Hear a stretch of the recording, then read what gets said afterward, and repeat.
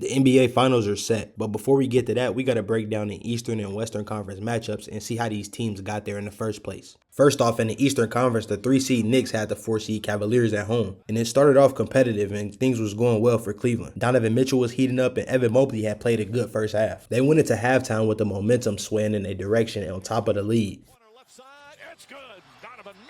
The third quarter had started and Cleveland had went on a run. It really wasn't looking too good for New York at home, and by the fourth quarter, the game looked pretty much over. Now, that's what the odds will say. But the Knicks got this dude named Jalen Brunson, and he had other plans. From Utah, and then the Cavs swooped in and made the deal. Just not been able to string together baskets. Brunson drives on Harden, gets inside, finds Towns. Towns reverse. Simply well balanced, well coached. But still trailing. Brunson banks. Fakes, drives, gets inside, pull-up jumper, got it. Shot clock at 10, Brunson drives, pulls up, shot is up, bank shot is good. Timeout if he scores. Brunson, three-pointer, puts it in. Captain Clutch has come alive. Anunoby floats it over to Shamet. Shamet a three-pointer. It's good. Brunson with Harden on him. Brunson on the drive, the floater, bank shot, it's good. Yes, the Knicks managed to come back from a 22-point deficit in the fourth quarter, and Cleveland still had a chance to win. Merrill, three-pointer, in and out. That one halfway down. Bridges fires away. Won't go when we go to overtime. It went into overtime and Knicks had all the momentum in the world. The lead had been erased and the Cavs was forced to keep their starters in the whole OT, and they all ran out of gas. They got outscored 14-3 in overtime, and Brunson ended with 38 points. And the Knicks went on a historical 44-11 run, and that was all she wrote for Game 1. Game 2 was here, and it felt like Knicks was still on cruise control from Game 1. Cross court to Towns. Towns a three-pointer and a hot start. Josh Hart gets it, goes across. He likes that shot in the paint, and that one Harden on him. Takes him off the dribble, goes right at Allen. Lamp is good. Josh Hart was really the factor of this game, honestly. He had a career high of 26. He was pulling everything out the bag. Look at his spin. But it wasn't just all him. It was a team contribution. Cat had 19 points and 13 rebounds. Michael and Brunson both had 19 apiece, and the Knicks just kept a double-digit lead in the second half, and they ended up beating them by 16. Then the Cavs allow him to get it back, where he can now turn the corner, get into the lane. Really puts Evan Mobley in a tough spot. He wants to. Game 3 was here, and the Knicks had to hit the road to go to Cleveland. Down 2-0, the Cavs needed to win really bad. It was a competitive game towards the beginning, and Cat started the game off hot and set the tone. By Allen. Harden gets into the paint. Pull up, shot, got it. Harden drives inside, layup, try to. Mobley gets into the paint. Towns looking, turns. Off 1 foot, gets it to go. Brunson drives on Strus. Towns, very offensive-oriented, looking for a shot. Sidestep, landing back on the baseline where Karl-Anthony Towns. The Knicks never let the Cavs take the lead, and they started to pull away later in the second half. Brunson led the way with 30 points, and all the rest of the starters scored in double figures. Nobody on Cleveland could get it going, and they dropped down to 3-0. The Knicks fans here at Rocket Arena will start their celebration. Game 4 was here, and it went the same as every closeout game did for the Knicks this playoffs. Cleveland did lead the game 17-16 early on, but after that, the Knicks went on a crazy run. Gets inside, kicks it out in the corner. Landry Shamet, he's been red hot. Brunson fires a three, it's good. Ellis getting an opportunity. Deuce McBride hits, Hart pushes out to Shamet. Fakes a three, sidestep, another three-pointer, puts it in. Mitchell against McBride, knocked away by Karl-Anthony Towns. Alvarado tries a three. Towns on the flush. It's another Knick avalanche. Another turnover. Anunoby, Brunson, alley-oop, and Anunoby with the slam. Sets up, three-pointer. Anunoby with the follow. The fans chanting for the bench. New York ended up crushing them by 37 on their own floor, punching a ticket to the first finals since 1999. Jalen Brunson was Eastern Conference MVP. Now we on to the Western Conference. The defending champions OKC had the Spurs, who had their number in the regular season. 2 60-win teams, and Game 1 was straight cinema. I don't know if y'all watch boxing, but this felt like 2 heavyweights in a title fight. Playoffs. Campeni over the outskirts. Oh, got up high. Caruso over Wembanyama for 2. Away about a foot. But Tatum in front, took it away, leading to a 3-on-2, all the way home, Caruso! Johnson defending. Caruso for one more, he got it again! Williams on the turn to the basket. Because he's involved in everything. That handoff got thrown up, taken away. Mitchell going the other way. Leaves for Williams. Caruso and J-Dub was in a bag early, but Wemby, he showed levels. No, it did not. Easy. This is easy money. Fourth quarter, Spurs had a lead, but OKC was narrowing it down.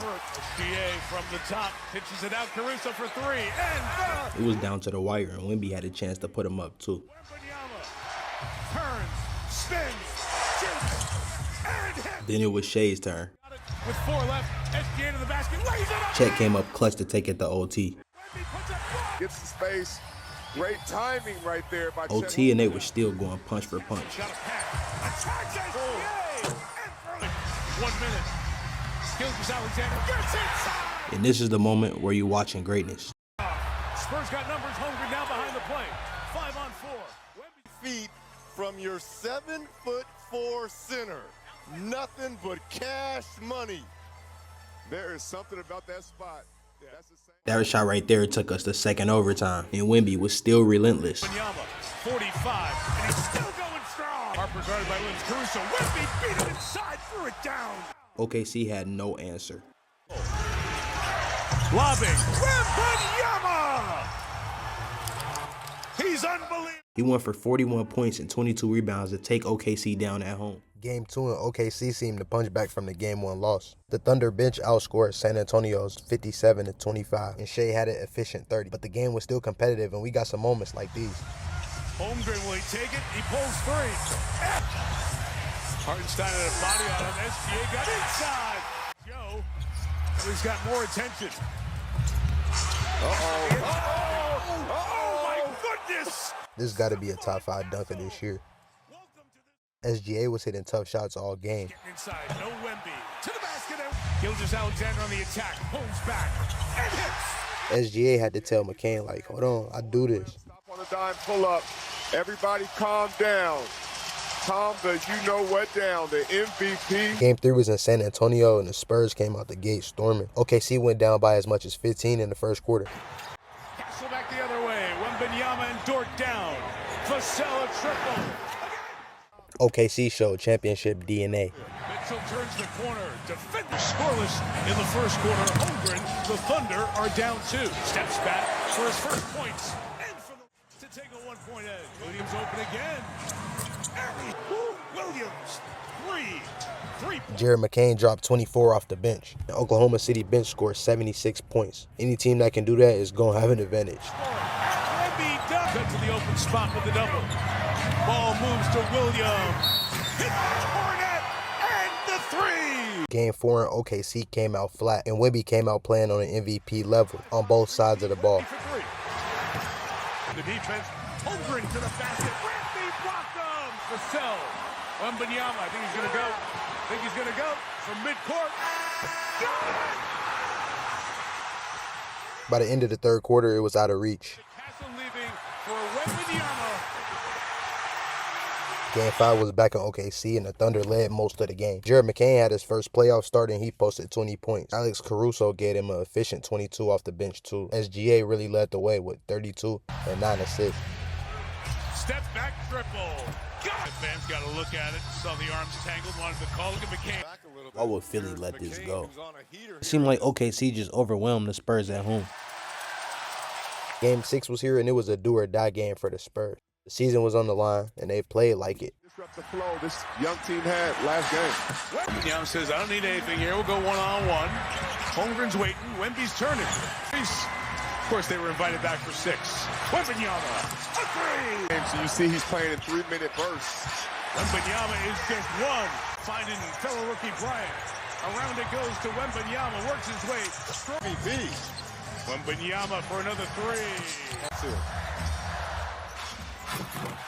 Wemby came out aggressive, and the Thunder played with no type of urgency. He ended with 28 and 10 and 3 blocks. 2 best words in sports, a game 7. Thunder were playing without J-Dub. He was still dealing with the hamstring injury from last game, so they needed everybody to lock in. They both came out swinging at each other.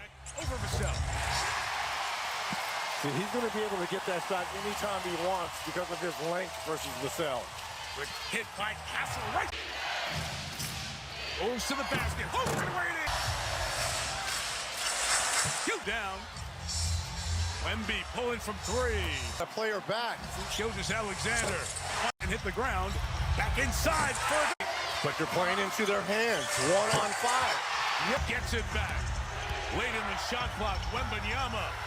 Say the momentum was in the Spurs' favor by the end of the half, but the score showed OKC was still right in their face. And the third quarter felt like a game of tug of war. Spurs extended their lead a little bit in the third, but you just seen that SGA wasn't going to let it be easy. Along with SGA, it was Case and Wallace in the fourth quarter who changed the momentum. He scored 14 of his 17 in the fourth quarter. Coach had subbed Wemby out the game for a second. And Luke Cornett made the play of his life.